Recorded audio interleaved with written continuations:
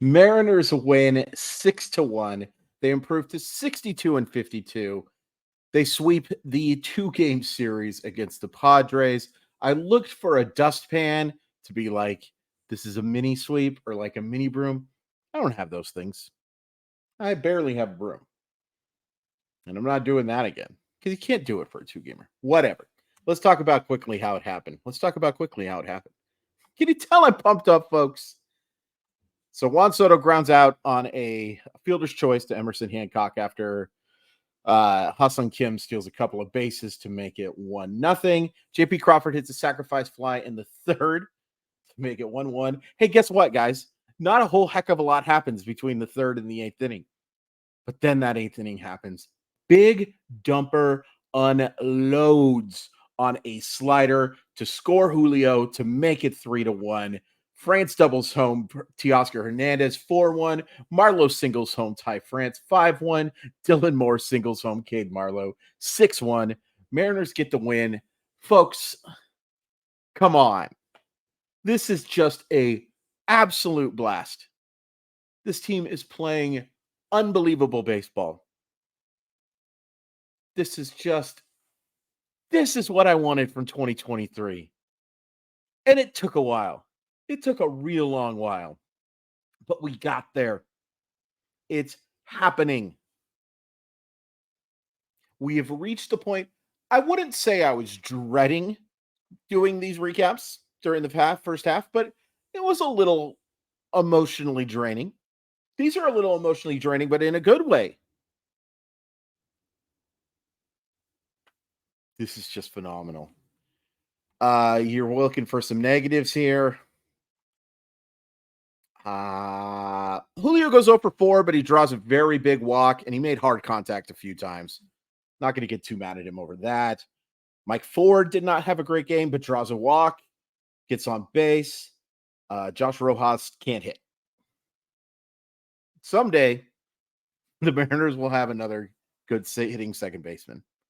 They've had some good ones in the past. We've had Robinson Cano, Brett Boone, Joey Cora. I know I'm missing a couple.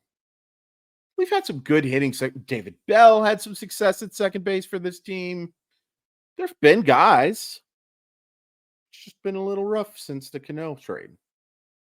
But yeah, Josh Rojas has really struggled in these first few games. Let's get into the not great, but certainly good enough. So Emerson Hancock, as expected, makes his debut. He only gives up 1 run over 5 innings. I don't think he was great, but he was good enough. My biggest worry was because the fact that the Mariners literally shut the team out because of how dominant Logan Gilbert was.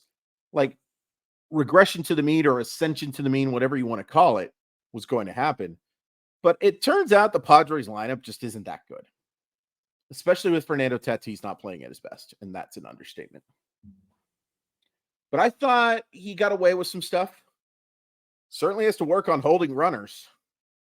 I mean, look, that run is all on Hancock. Entirely on him.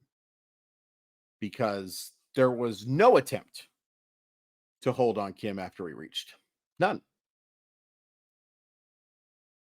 I do think there were some flashes of success here, though. Didn't miss a ton of bats, but he mostly threw strikes. Mostly. Had a lot of movement on his offerings. He looked like a future back-end starter. And that's kind of what Hancock is, which is a little disappointing based on his draft profile. But you need him. You need him. He's either a guy that you can justify trading someone else for to fill the back of your rotation, or he's someone that you can justify trading because he's just going to be in the back of your rotation. Hopefully that makes sense. I think it does. Bullpen, sensational job, except for Topa. Topa did not have it tonight, but Gabe Spire did. And then Trent Thornton was excellent. And I don't think I can talk enough about how good Matt Brash was tonight. That slider he threw Fernando Tatis Jr. I joke that's illegal in 11 countries on the old Twitter machine or the X box. Is that what they call it? That's funny. I'm very funny. His stuff is just sick. And he went up against the heart of that lineup. He got out Fernando Tatis Jr., Juan Soto, and Manny Machado. Folks, that's probably, I know that Tatis has the steroid suspension. I still think that's 3 Hall of Famers because I do think he'll get in eventually. That's 3 unbelievable talents that Matt Brash, essentially a rookie, came in and it worked. If you're not impressed by that, I think you're weirdo. And a nice job by Isaiah Comba. Look, he gets a couple guys on. I like the decision to go to him after you built the 5-run lead, especially after Munoz worked yesterday. Great. No problem with that bullpen usage whatsoever. And a really nice job by Thornton bouncing back too. I not loving the decision to have him in a high leverage situation. Tie game, I get it. And also facing, I believe, the bottom of the lineup. I'm okay with that. But the pitching was good today. Today. The pitching was good today. Sorry, Ryan Roland-Smith. The pitching was good. San Diego it's just not a great lineup. There's talented guys there, beyond talented guys there. They're not great, and the Mariners took advantage of it.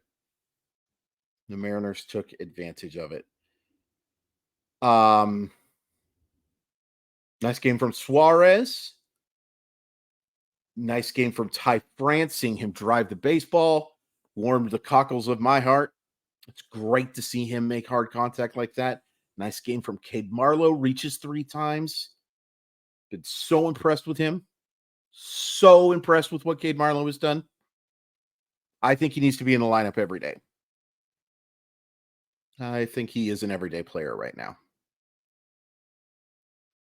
Let's talk about Big Dumper. And again, sorry for those who don't like that name. It's totally fine. I love it.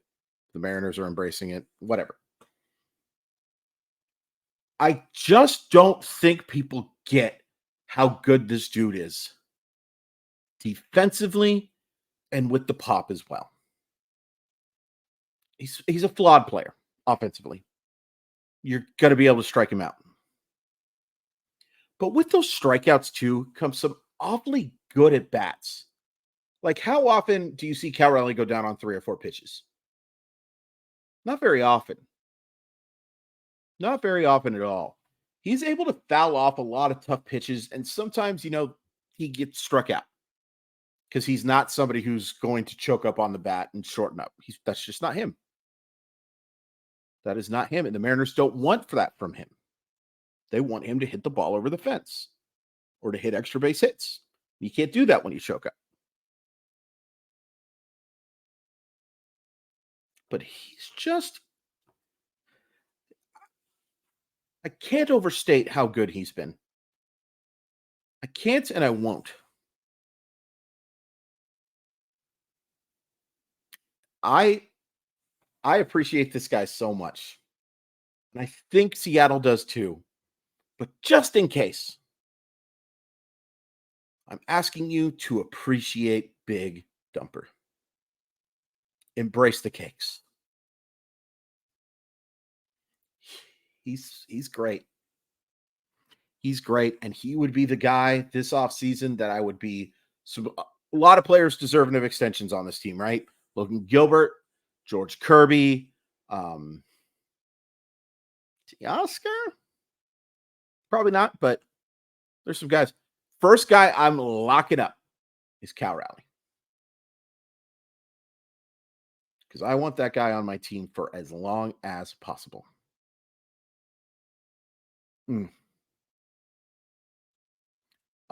It is worth pointing out that J.P. Crawford did leave this game. And he had a pretty significant collision. So here's hoping everything's okay. Because they need J.P. Crawford. They need J.P. Crawford big time. Just another phenomenal win. Unfortunately, the Cleveland Guardians can't help the Mariners to get this within 1. But It's so important, I think. I don't know if important's the right word, but I'm gonna say it, that it's you're not playing against the Blue Jays right now, obviously, because the team in front of you is not the Blue Jays. But you're not racing against them. You're racing against how many gosh dang wins you can get. At some point, that will not be true. But if they keep playing like this, they won't reach that point. It will just be about how many wins this team can get. That's what it is now. It can change if they don't play very well or if they have a lull. It's just certainly possible. Certainly possible. This is just so great. This is what I was hoping for. This is what I wanted my OY to be. Yeah, it's a fun place to be when they lose, and I can scream and yell and do funny things and blame the mustache. By the way, the mustache, undefeated. This is undefeated in life and in my OY.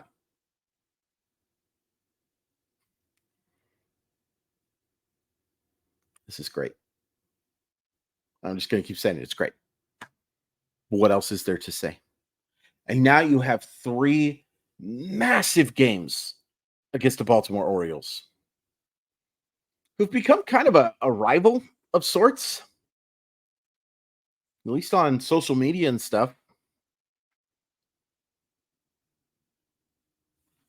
It's almost unfortunate that I think I talked about this and stopped talking about it. Maybe I talked about it and I'll talk about it again. I'm sad that there's an off day tomorrow. I want to watch this team play right now. It's great that they have an off day. I'm sure they need some rest and revitalization. It's nice to have 2 off days in the same week. Don't get those very often.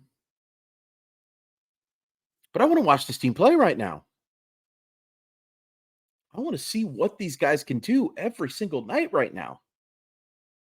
What a far cry it is from what we were talking about almost exactly a month ago.